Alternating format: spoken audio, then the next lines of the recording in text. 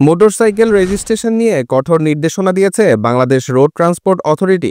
নতুন নির্দেশনায় সদর দপ্তরের অনুমোদন ছাড়া আমদানি করা মোটরসাইকেল রেজিস্ট্রেশন না করতে সব সার্কেল অফিসকে নির্দেশনা দেওয়া হয়েছে। বিআরটি এর পরিচালক শীতাংশু শেখ বিশ্বাস স্বাক্ষরিত নির্দেশনায় একথা জানানো হয়।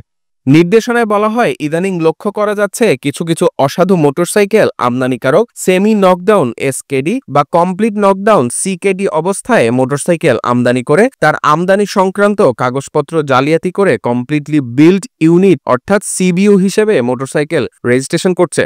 এছাড়াও কিছু কিছু ক্ষেত্রে 165 সিসির বেশি সিসি সম্পন্ন মোটরসাইকেলকে 165 সিসি বা তার চেয়ে কম সিসি বিশিষ্ট মোটরসাইকেল হিসেবে ঘোষণা করে কাস্টমস থেকে ছাড় করা হচ্ছে এবং বিআরটিএ থেকে রেজিস্ট্রেশনের চেষ্টা করা হচ্ছে।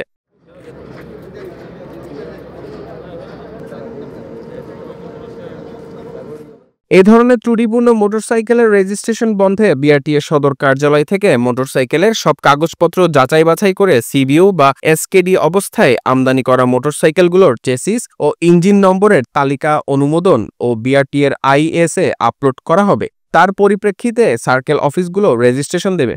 আগামী 31 জুলাইয়ের পর থেকে সিবিইউ এসকেডি অবস্থায় আমদানি করা সব মোটরসাইকেলের চেসিস ও ইঞ্জিন নম্বরের তালিকা অনুমোদন ছাড়া মোটরসাইকেল রেজিস্ট্রেশন থেকে বিরত থাকার জন্য নির্দেশনা দেওয়া হয়েছে।